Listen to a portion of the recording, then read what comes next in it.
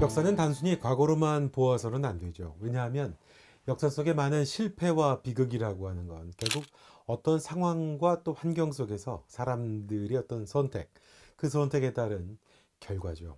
무조건 옳은 판단만을 할 수가 없고 또 그것에 대한 결과도 알 수는 없습니다만 과거의 뼈아픈 경험들이 지금 현재 내려야 되는 어떤 선택이라든지 또 판단, 그것들에 영향을 미치는 거죠.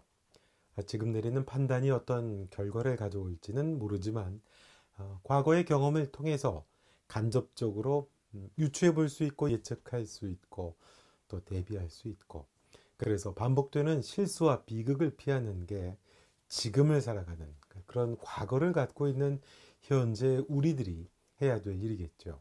그래서 그런 똑같은 비극을 반복해서는 안 되는 것이겠죠. 그래서 가장 좋은 선택을 하지는 못한다고 해도 최악의 가장 나쁜 선택은 피할 수 있게 되는 게 과거를 기억하는 중요함이겠죠.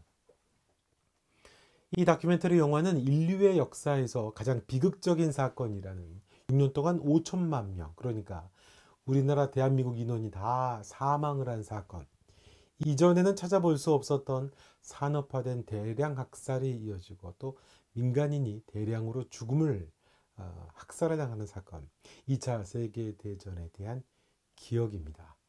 이 전쟁 다큐멘터리를 봐야 되는, 또 추천을 드리는, 정말 괜찮은 다큐멘터리라고 추천을 드리는 가장 중요한 이유는 풀 컬러판이라는 겁니다. 영상이 흑백이면 거리감이 좀 있죠. 몽환적이고 비현실적이고. 그런데 칼라는 생동감이 있습니다. 컬러로 보는 히틀러, 컬러로 보는 스탈린, 루즈벨트, 처칠, 그리고 그들의 역사적인 인물들의 생생한 당시 현장의 음성까지. 이제 이 끔찍했던 전쟁이 이전에는 사실 흑백으로 표현이 되어 있기 때문에 거리감이 있게 느껴지죠. 하지만 풀 컬러로 되어 있는 다큐입니다. 사건 속의 여러 장면들이 리얼하게 가감없이 보여집니다. 4편에 스탈린그라드의 포위전이 나옵니다. 독일군이 소련을 침공을 하는데 추위와 싸워야 되는 독일군이 나옵니다. 얼어 죽고 또 아사해서 죽고 배고파 죽는 시체들을 옮기는 병사들의 모습을 볼 수가 있는데요. 사실 우리가 아사하거나 동사한 사람들을 우리 일상에선 보기 어렵잖아요.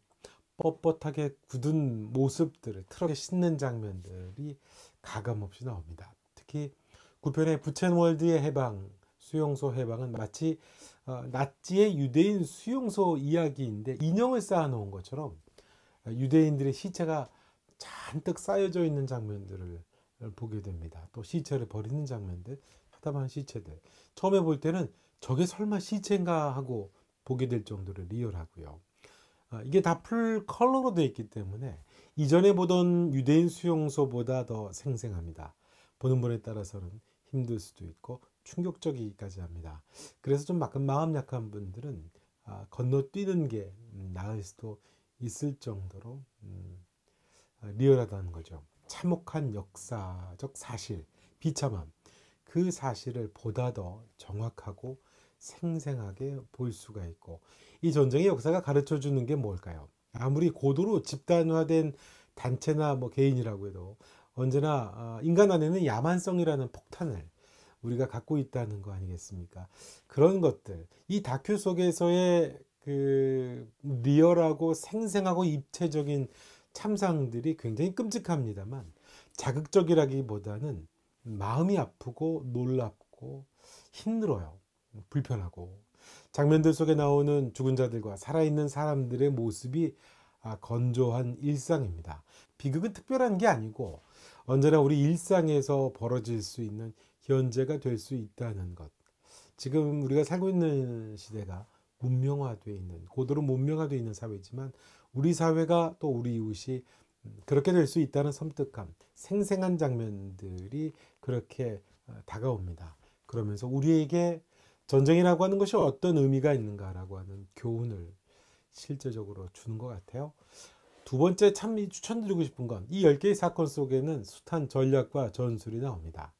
누구나 이해하기 쉽다라고 하는 거죠. 전략과 전술을 내리는 리더들의 오판, 또 자만, 무능, 또 그중에 또 용기 있는 리더와 단호한 리더들이 어떤 결과를 또 만들어내는가, 이런 것들이 10개의 사건을 쉽게 설명을 하고 있습니다. 미국과 일본이 벌인 공중전, 또 해전에 사용된 비행기와 함선의 전술, 또 스탈린그라드에서 영화로도 많이 만들어졌죠. 소련 스나이퍼들의 활약과 시가전 전략, 그로 인해 수세 밀리던 소련으로 하여금 어떻게 독일을 곤경에 빠뜨리고 승리를 거두게 하는지, 이 다큐는 보편적인 인간의 어떤 폭력성, 잔인성에 대해서 이분법적인 잣대를 대지 않습니다. 연합군이 드레스덴에 무차별 폭격을 감행을 하죠. 한 2만 5천 명이 사망한 걸로 알려졌죠. 민간인에 대한 대량 학살을 벌인 독일을 연합군이 그토록 비난을 했는데, 교통의 요지였던 드레스덴을 참혹하게 소위탄 등을 사용해서 철저하게, 처절하게 파괴를 하는 장면이 나옵니다. 굉장히 많은 사람들이 사망을 하게 되고, 그 사망도 구체적으로 잘 설명이 되어 있어요. 악마라고 생각을 했던 독일군의 모습을 연합군에게서도 보게 되는 거죠. 언제든지 있는 우리 인간 안의 악한 본성, 어떤 악의 보편성, 그런 모습들을 우리에게 보여주고 있습니다. 물론 이제 이 다큐를 보면 아쉬운 점이 있습니다. 가장 큰 건 일본과 관련된 부분이죠. 일본과 관련된 부분이 무척 약합니다. 독일 못지않게 만행을 저질렀던 일본 군국주의의 이야기가 아주 적게 나옵니다. 거의 없죠. 이제 그런 부분이거든요. 오히려 히로시마에 떨어진 원자폭탄으로 인해 받은 죄 없는 자신들, 민간인들, 일본인 그 피의자가 나오거든요. 일본인 피의자들에게만 좀 초점이 맞춰져 있어서 좀 불편하죠. 또 묘한 시각차가 좀 느껴집니다.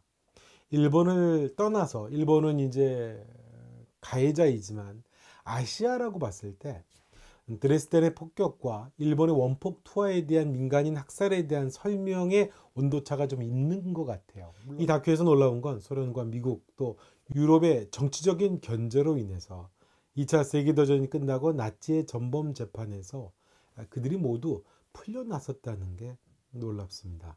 그 기억이 이제 현재를 살아가는 우리에게 있어서 우리의 여러 사실들과 여러 역사적인 사건들과도 묘하게 부합되는 것 같아서 씁쓸하지요. 최근에도 위안부는 매춘부였다라고 하는 하버드 대학의 교수의 이야기로 시끄럽습니다만, 우리는 기억을 해야 되는 책임을 갖고 있는 것 같습니다.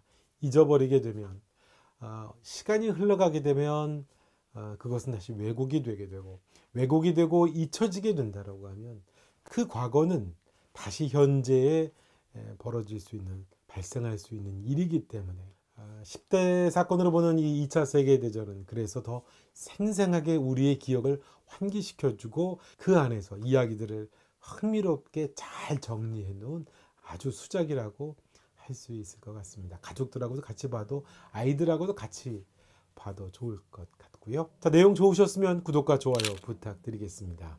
끝까지 봐주셔서 고맙습니다.